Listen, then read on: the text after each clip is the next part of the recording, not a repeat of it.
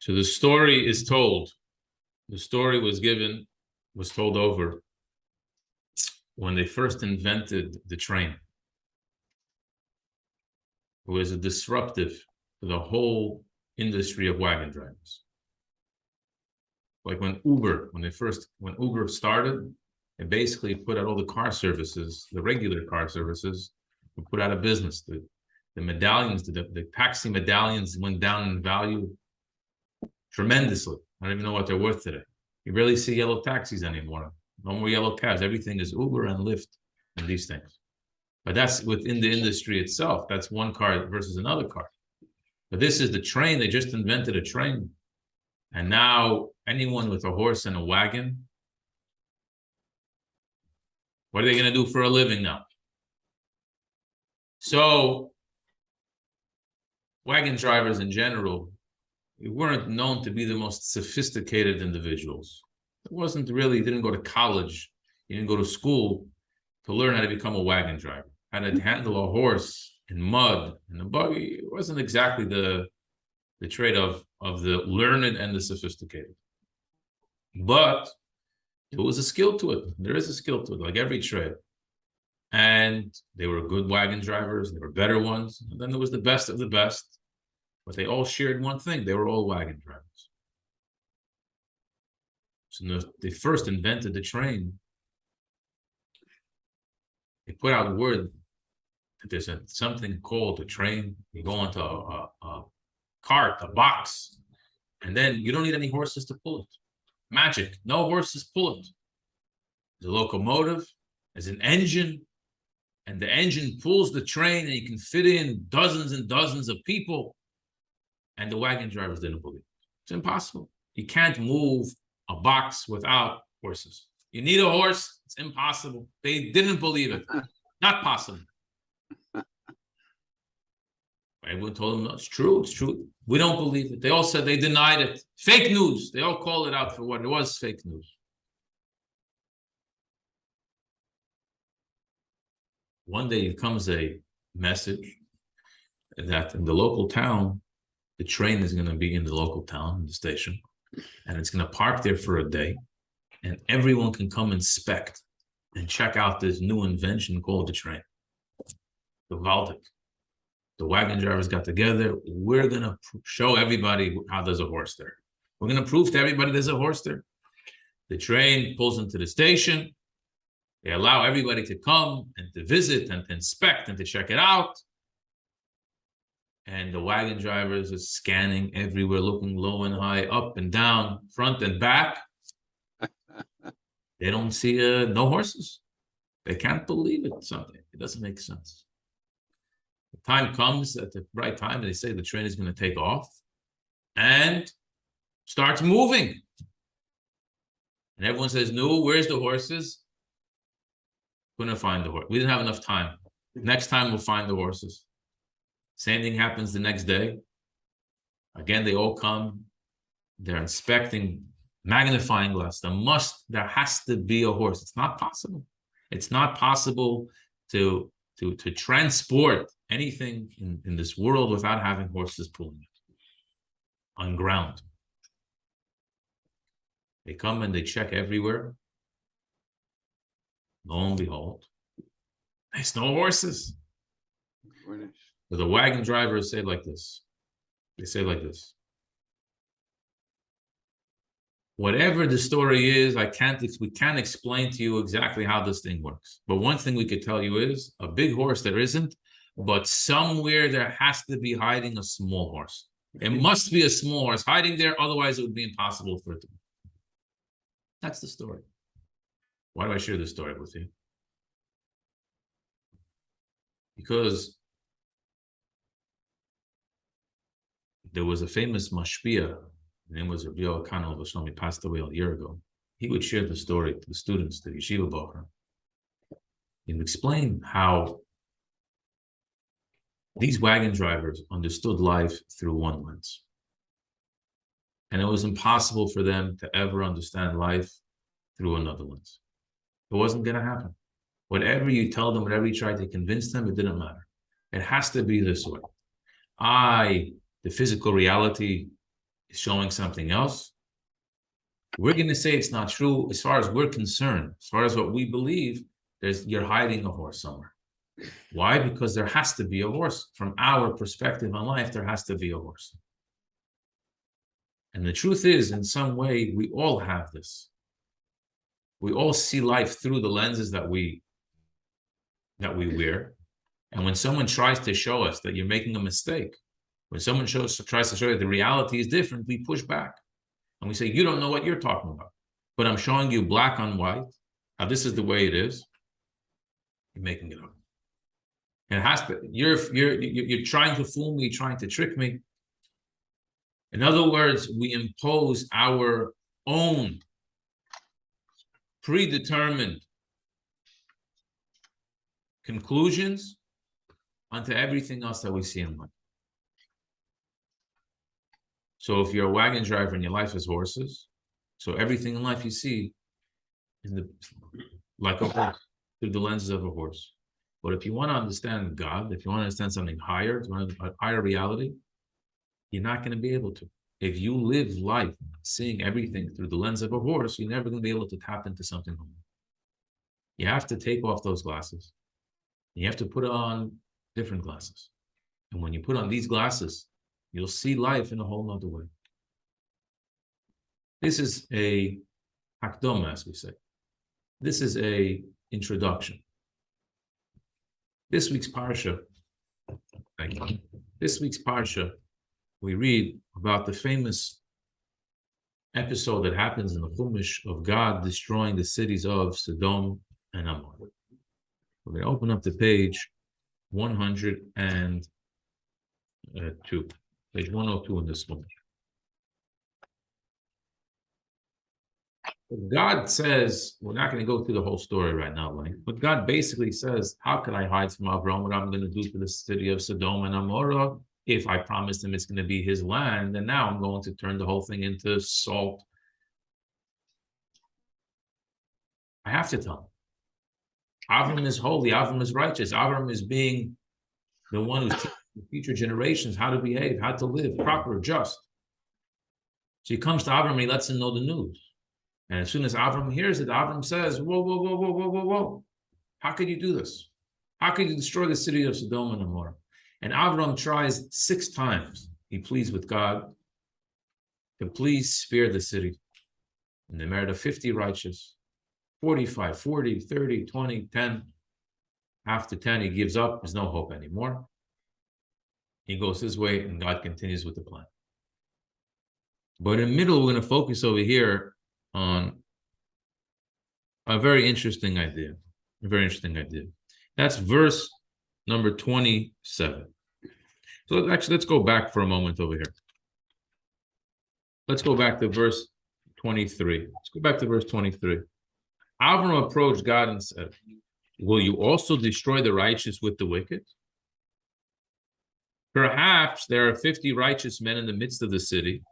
Will you still destroy it and not spare the place for the sake of the 50 righteous people who are in it?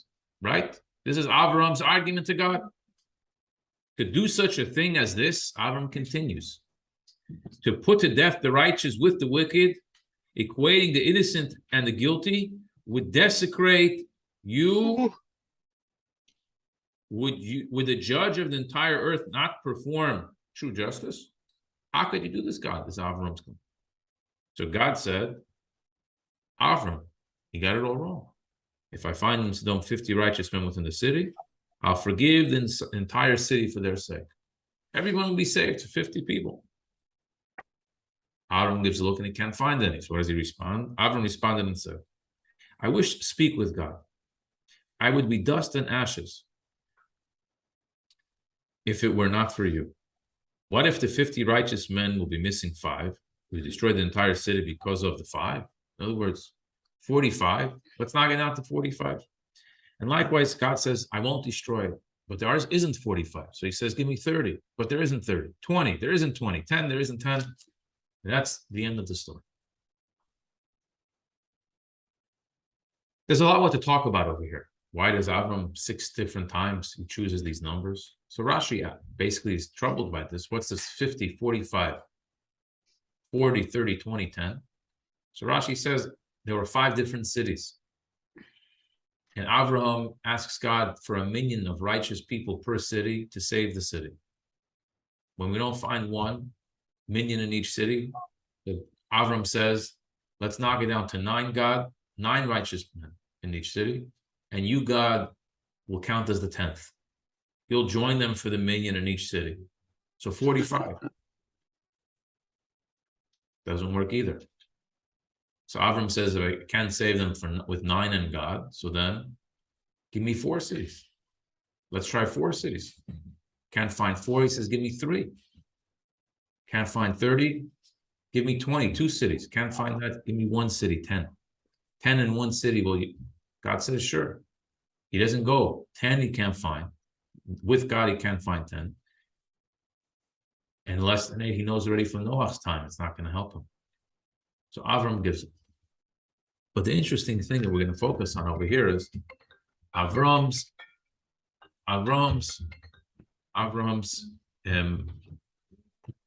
words that he says.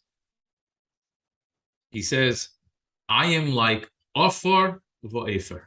I am like and ashes. Very good. Right? Did I make that up, or that's what it says? We just read it. Yeah. That's what it says, right? You should. I'll be dust and ashes. So Rashi quotes, and this is from the Talmud. Then in the merit of Avram saying, I'm going to be like dust and ashes, Avram's descendants were given 2 special mitzvahs. One relating with earth and one relating with ashes. The mitzvah relating with earth is the mitzvah of the waters of the Soita. And the mitzvah relating to ashes, the earth of the Soita, where they had to erase God's name in the waters of the suspected wife. And the mitzvah of Efer, ashes, the mitzvah of Parah Aduma, the red heifer, where they would burn the red heifer and they would mix its ash with water and sprinkle that on someone who became ritually impure. That's what is brought down. And the Rebbe asks, if you want to understand Judaism, it's fine. I can tell you, it sounds good. He said dust and ashes, and I'll find 2 mitzvahs that say dust and ashes. There's got to be a deeper thematic connection over here between Avraham and dust and ashes, and these mitzvahs of dust and ashes. So we're going to focus on one mitzvah today. We're going to focus on the mitzvah of the ash, the Parah Aduma, and the connection to Avram. We're going to find, and we'll realize something fascinating is going to emerge from this, and I think it's an important lesson for each and every one of us on how we, in our own life, can look to improve in the way we treat other people. And you'll see what I'm talking about in a moment. Seemingly, the red heifer. So let's go back for a second. In the Torah, there's a concept called tuma. Tuma means ritual impurity. Ritual impurity at its worst level is when you come in contact with a corpse, a dead body that's impure, totally impure, and that gives off, that emits impurity. So if you come within 6 feet, or if you touch a corpse, you become now ritually impure. You can no longer walk into the temple. How long do you become ritually impure for? For the most intense. For the corpse, it's 7 days. What do you have to do to become pure? How do you purify yourself? So you have to be sprinkled with a mixture called, from the Parah Aduma, the red heifer. The mitzvah is that we take the red heifer, as I said, they would burn it, mix it with ashes, and they would sprinkle on the 3rd and 7th day. A Kohen would sprinkle on you this concoction, this mix, and after the 7th day, you would become ritually. It's a process. That was the process. Fine. Avraham, we know, was all about loving kindness. That's what Avraham's whole modus operandi was. That Avraham's whole being was this. Seemingly, the red heifer is the total opposite idea of Avraham. How so? The Midrash says that the attribute of mercy, chesed, the midah of chesed, the attribute of mercy, came to God and said, as long as Abraham was alive, we were on vacation. Abraham was the embodiment of chesed in this world, the embodiment of giving, of sharing, be it with his money, be it with his body, be it with his wisdom, with his whatever he had, he gave, he shared. He was a living, walking, breathing, godly attribute of kindness in this world. So there was no need for quote unquote the attribute to exist because Avram was taking its place. But the red heifer is brought down as the total opposite. The red heifer is all about gevura. It's all about restraint. It's all about exact measure, nothing more than you deserve. Severity. In the Zohar, it says that the red heifer draws from the left side. If you're familiar at all with the Kabbalistic map, you'll know that chesed, kindness, giving, God's giving is on the right side. And the opposite of that, the corresponding opposite effect of giving is take it, restraining, holding back. Gevura. So the red heifer comes from the left side. That's the left side, the gevura side.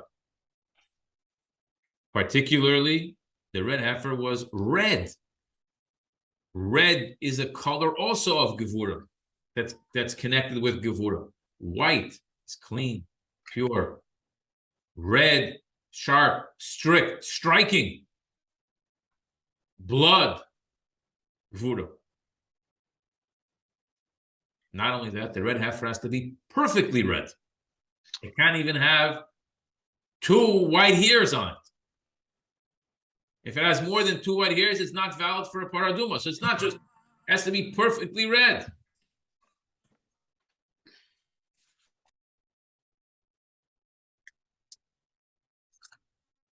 And likewise, other things that we see in literature, Jewish literature, connecting the red heifer with severity, with gevura, restraining.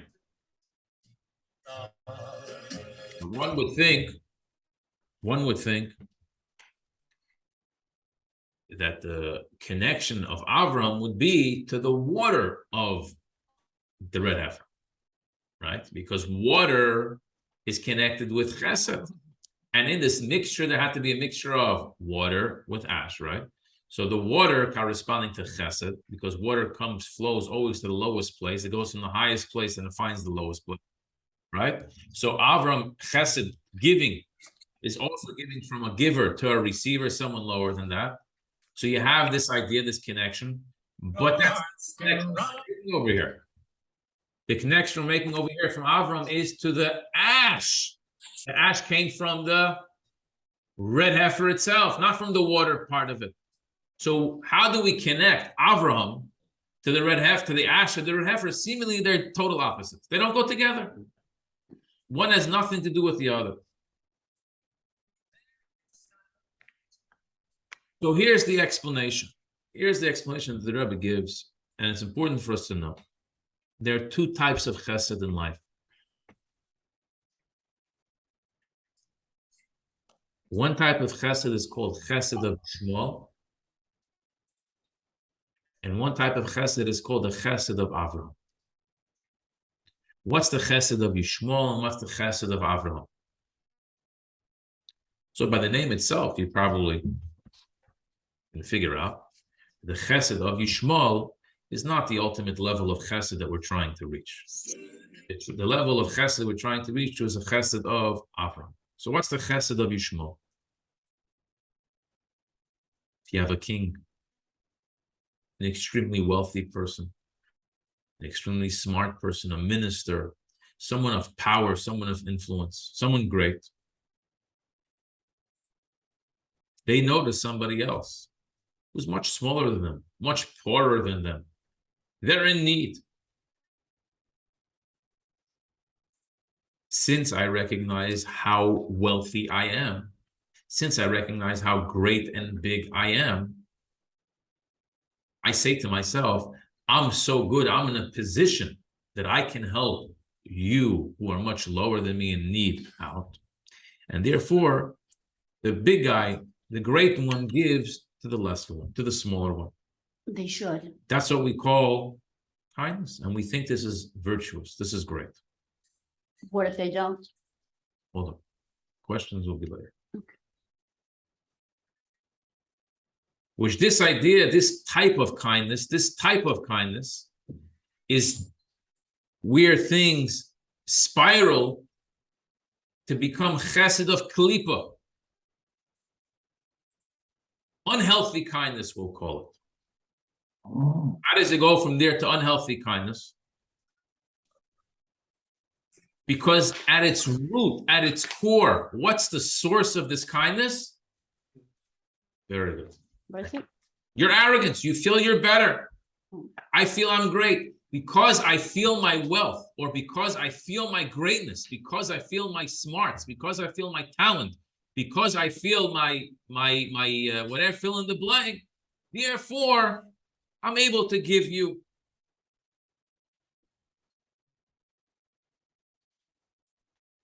That's one level. But at its core, it's all about me and what I feel about myself. There's another type of kindness. And that's the chesed of Avram, the kindness of Avram. Which this kindness is the exact opposite. It's connected and it's an extension, and it's born out of a person's humility. How does this work? Because I view myself as less worthy than anyone else, because I'm not really worthy to have this, therefore, I give to everybody. You need, I have something. It's not for me. Who am I? This is not for me. Certainly, you need it. It's for you. Take it. It's all yours.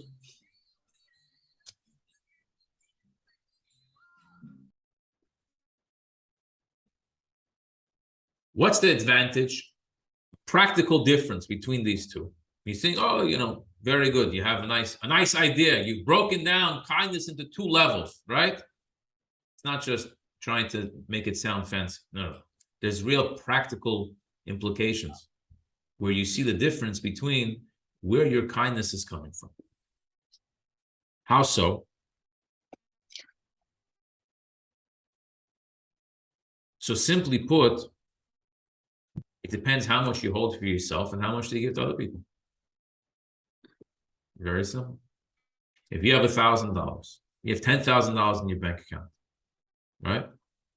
Somebody else doesn't have any money. Fine. How much money of my 10,000 am I going to give to that person? 10%. Only enough to stay superior to them if you have the first kind of kindness. So if your kindness is coming from feeling your own great worth and value, so then you first say to yourself like this: how much do you need right now? This is how much you need right now. This is how much you need right now. So here's a little bit of my 10,000 that I'll give you, and everything else I hold for myself. But if your kindness is coming out of a place of humility, where you feel yourself less worthy, so then I have 10,000, you have nothing, you come to me and you say you need. So my calculation works the exact opposite. How much do I really need to live? I only need 1,000 to live. I only need 1,000 and you're in need. Here's 9. It's all about what? The other person. But I can't give you everything. I'm not turning myself into someone that needs. Fine, we get that. But how much do I actually need? I make the calculation about me, and I give you the rest. Or I make the calculation about you, and I take the rest. There was a fundraiser used to come, his name was Shimshon Stock. He used to come to the yeshiva where we were as kids. His famous line he would say was he would come collecting money once or twice a year. He'd collect money to give money to give families food for Shabbos and Yom Tov. This famous line that he would say was, everybody take out your wallet, take out $1 and give me the rest. That was his one-liner that he was famous for. He would say it all the time. Did it work? We were little kids. We came in with $1 from our parents. That's about it. But it was a good line anyway. But that's the way of Avraham Avinu. You need, I open up my wallet, I take out what I need, and I give you the rest. Sometimes the rest will be 100, sometimes the rest will be at 10 cents. Fine. But it's all about humility versus all about my arrogance and my own self-worth.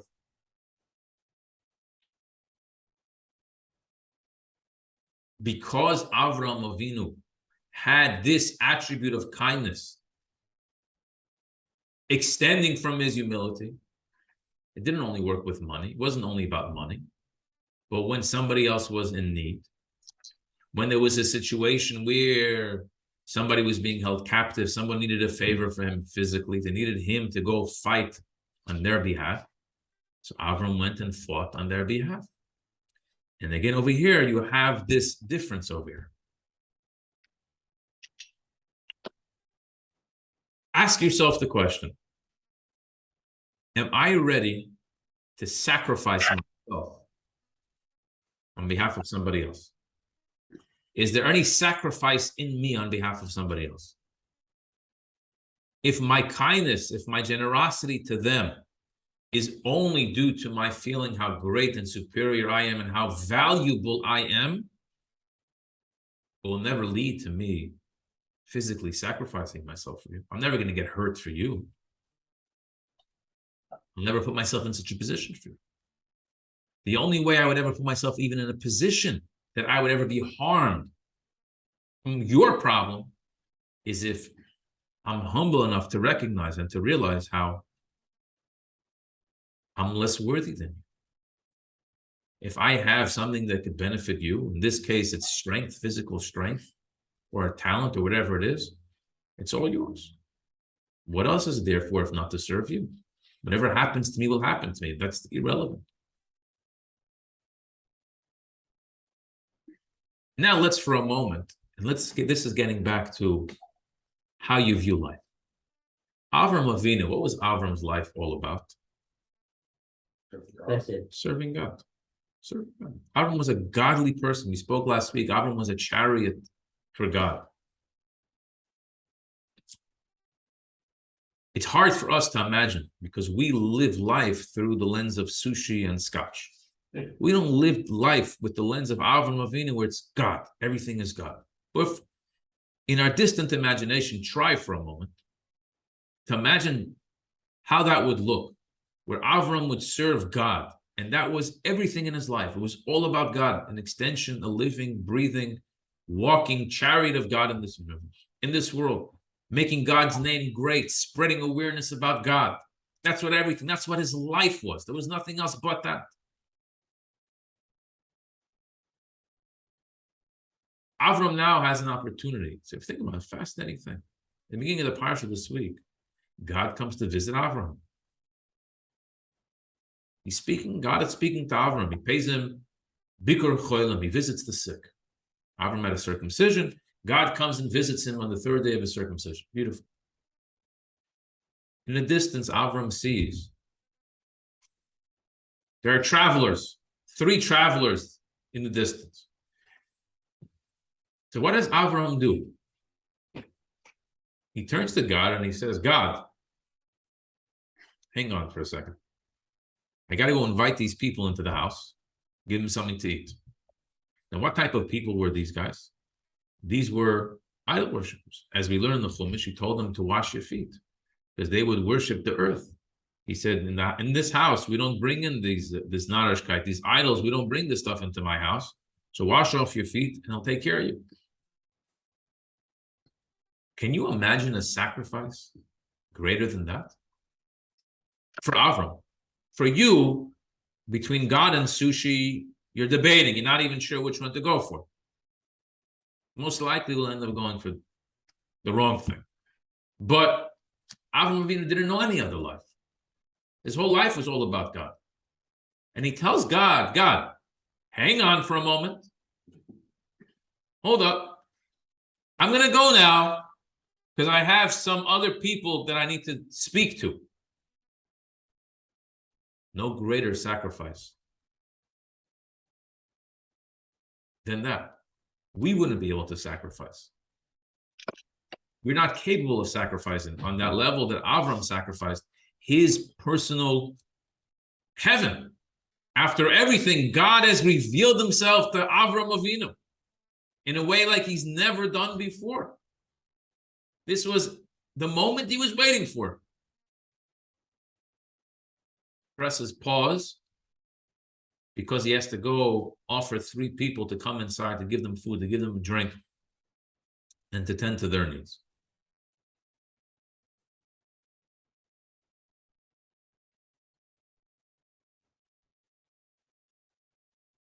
Whereas if me and you would do such a thing, so it wouldn't be a big deal because we already have in the Torah. The Torah says from Avram's behavior we learn that Gedoyla Hachnosas Archim, welcoming guests, is even greater than welcoming the divine presence.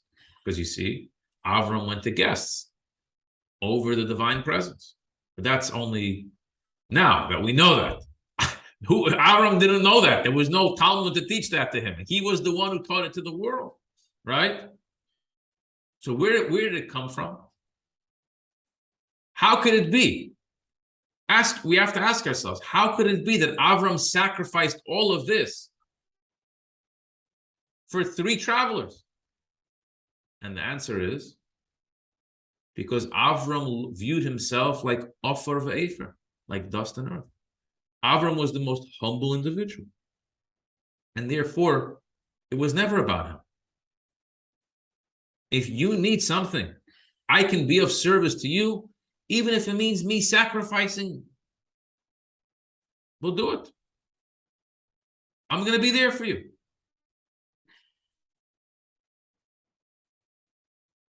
Now that we have this, we can understand the connection to the red heifer, to the ashes of the red heifer.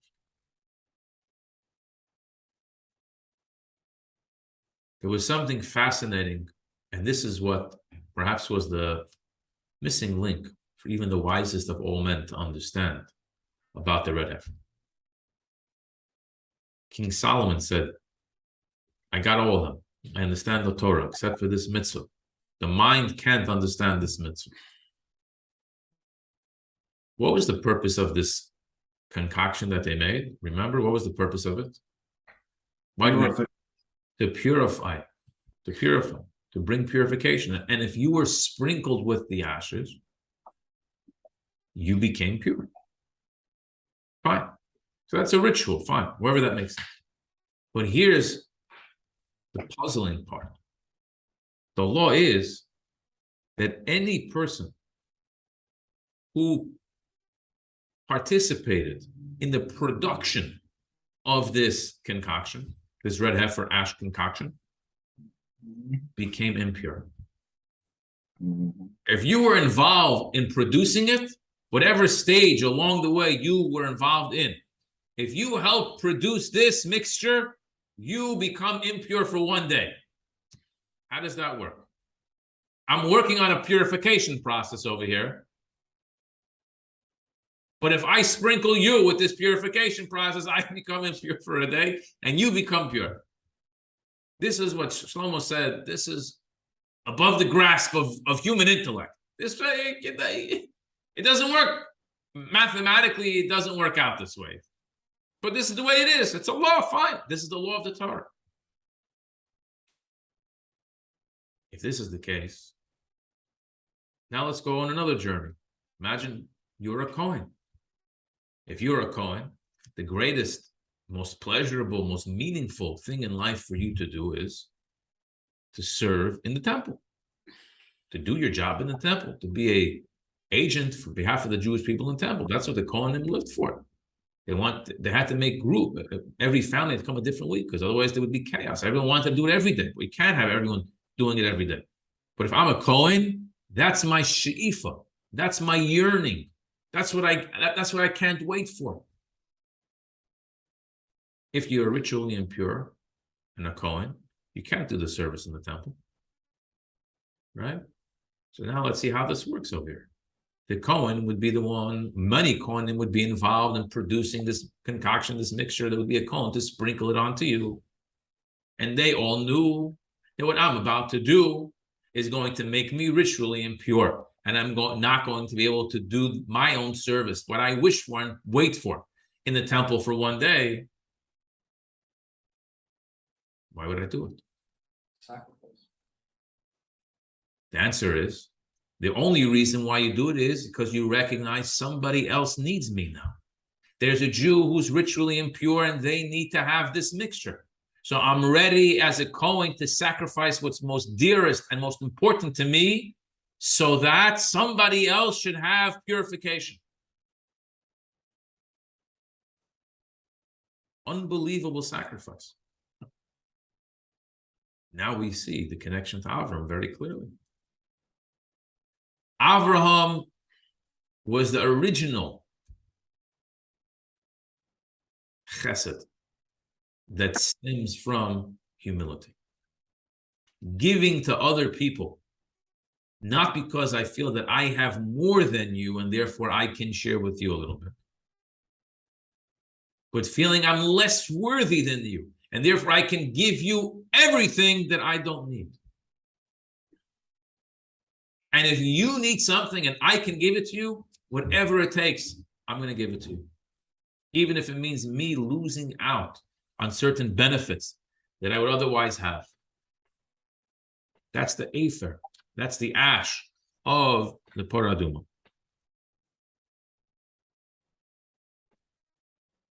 And we find this interesting. There's a story in the Zohar. The Zohar says a story. The famous sage Rabbi Pinchas ben Yair turned to his teacher Rabbi Shimon bar Yochai and he said, "Give me a teaching. Give me one teaching on the laws of Parah Adumah." And he turned to his son and he said, "Let's ask Rabbi Elazar to give the teaching on one law of Parah Adumah," and he did. And they're asked the question, I don't understand. Rabbi Pinchas ben Yair, if he wanted to just share a teaching on Parah Adumah, he could have shared one himself. He was well versed in the laws. So why didn't he do it himself?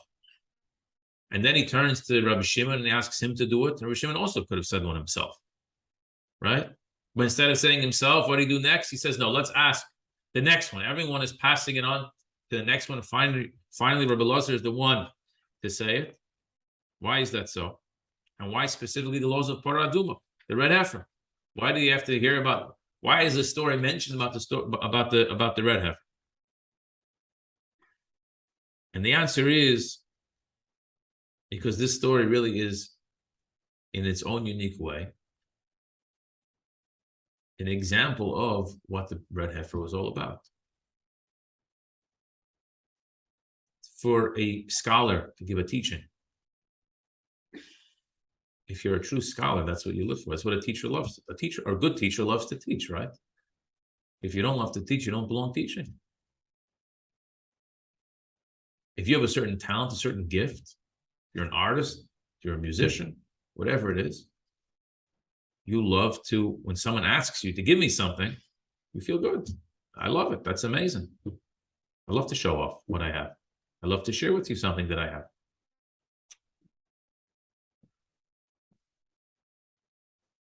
What about the sacrifice and let somebody else have a spotlight?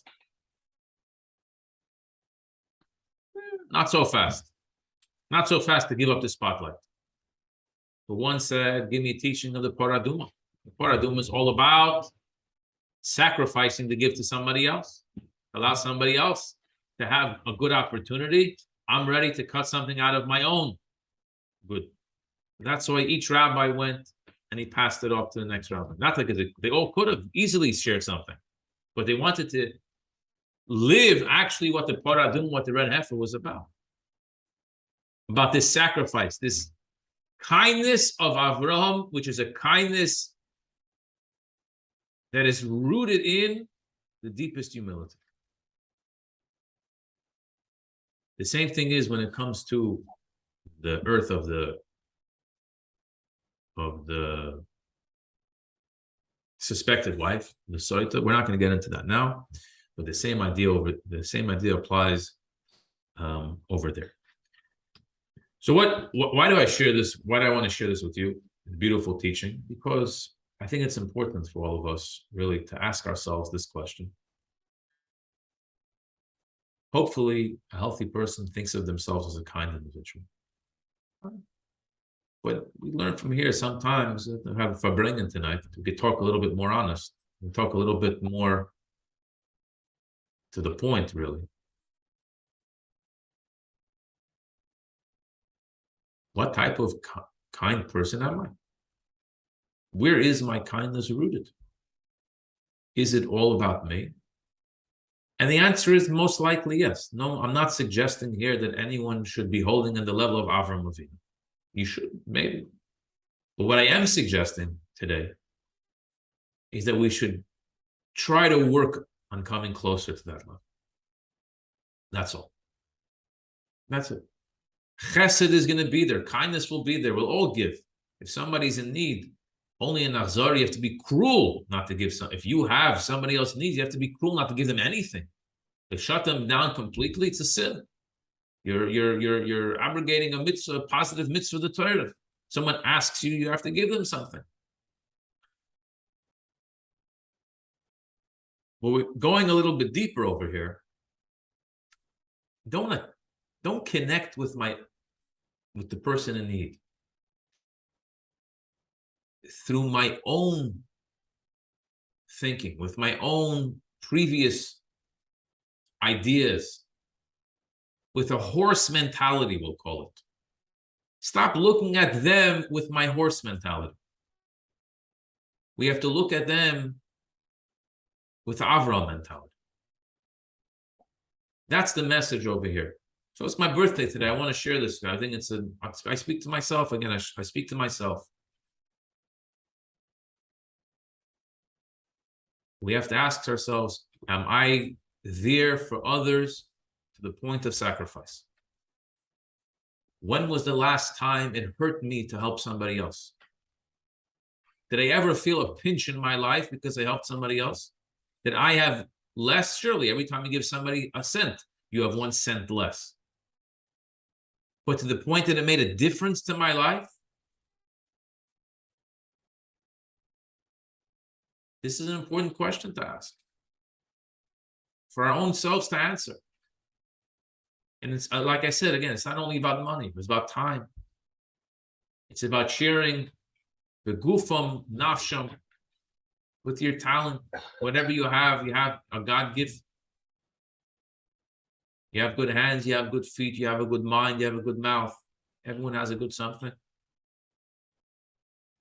I could help, I could be a benefit to somebody else. I have to ask myself that you're going to help out somebody else in need. Of course. I don't suspect anyone around here, anyone watching this now, wouldn't. But I know for myself that it reaches a point where we say, up until this, that's it. But really, I could go further. It's just that it's going to hurt me to go a little further. It's going to cause me a little bit of pain. It doesn't have to be physical, real pain, but it could be maybe emotional pain. It causes me a little bit of going out of my comfort zone. A little bit of less sleep, maybe. Am I ready to do it? We are Bnei Avraham. We are children of Avraham. And as such, we have to try to get out of the Yishmael mentality, the horse mentality, and hop on to Avram, the chariot, the train of Avram Avinu. L'chaim u'levrocha. Hashem should bless us, and we should be successful, hopefully. Hopefully I inspire myself, not only to do good. I said, it's not about I want to inspire myself and motivate myself to do good. It's about taking it to the next level. Taking the good to the next level.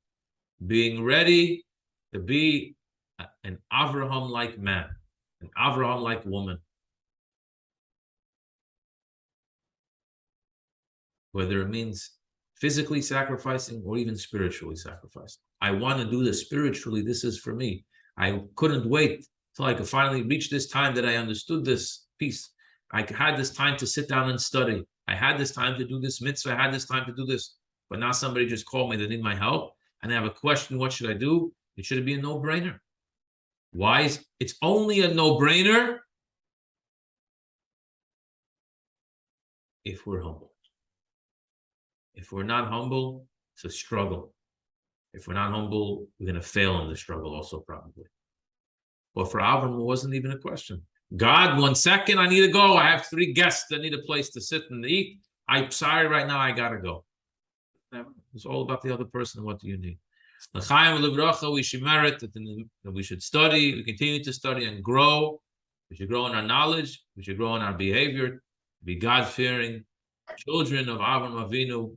Make Hashem proud and bring about the Geula HaMitzvah Shleima Mashiach now. L'chaim. Amen. Any questions on today's for bringing? Something to do with